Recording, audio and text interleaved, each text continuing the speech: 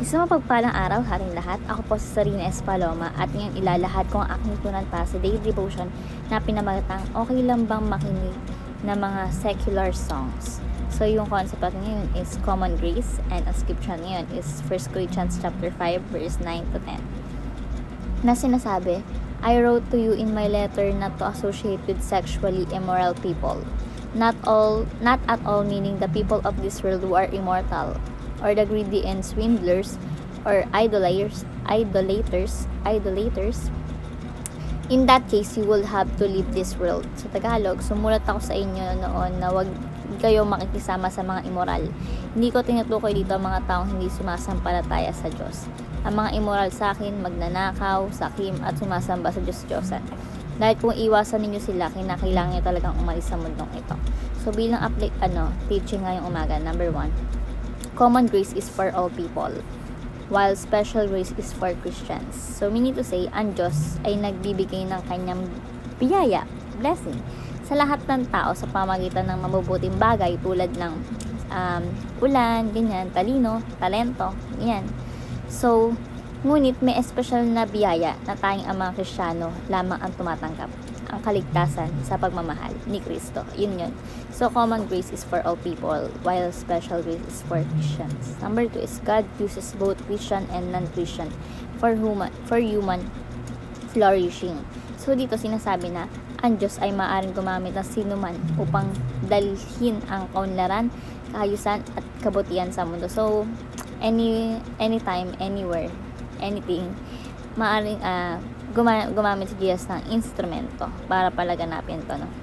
Kahit ang mga hindi mananampalataya ay maaaring maging kasangkapan ng Diyos upang lumikha, no? So, God uses both Christian and non-Christian for human flourishing.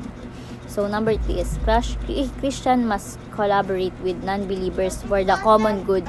So, meaning to say, bilang mga followers of Jesus Christ, dapat tayong maging open, no?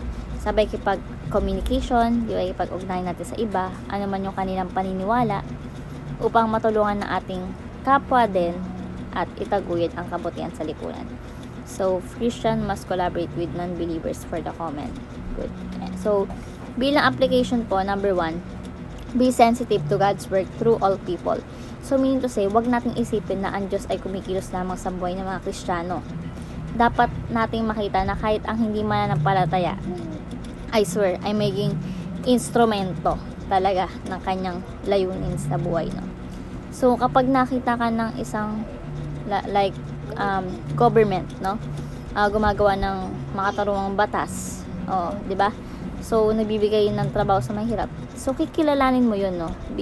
Kikilalanin mo 'yon bilang bahagi ng biyaya ng Panginoon Diyos. So, be sensitive to God's work through all people. Number 2, be thankful for God's common grace. So, sa araw-araw, everyday, dapat tayong magpasalamat. Hindi lamang sa spiritual na biyaya, kundi pati sa mga mabuting bagay na natanggap natin sa buhay, no? Tulad ng technology, ganyan, kapayapaan sa komunidad, ganyan. So, tayo, as a follower, magpasalamat tayo sa Diyos para sa mga doktor, guro at manggagawang nagpapaunlad sa ating mundo, no? Ano man yung kanilang relihiyon or paniniwala. So, be thankful for God's common grace. And lastly, number 3 is be open to work with anyone for the common good. So, ito sinasabi na hindi dapat maging hadlang yung relihiyon upang magtulungan para sa kabutihan. So, ang mga Kristiyano ay dapat maging good example ng pagkakaisa at malasakit sa kapwa. So, kung may proyekto, ikaw, di ba, tayo as a student, kung may proyekto tayo sa school para sa pagtulong sa mga, people, di ba, may NSTP like that. So, makilayok tayo at mapagtulungan sa iba kahit may iba silang paniniwala. So, be open to work with anyone for the common good. So, ayun lamang ako sa daily devotion na may matutunan kayo. May share sa iba at syempre ma-apply sa ating buhay. Thank you po sa pakikinig at God bless po sa ating lahat.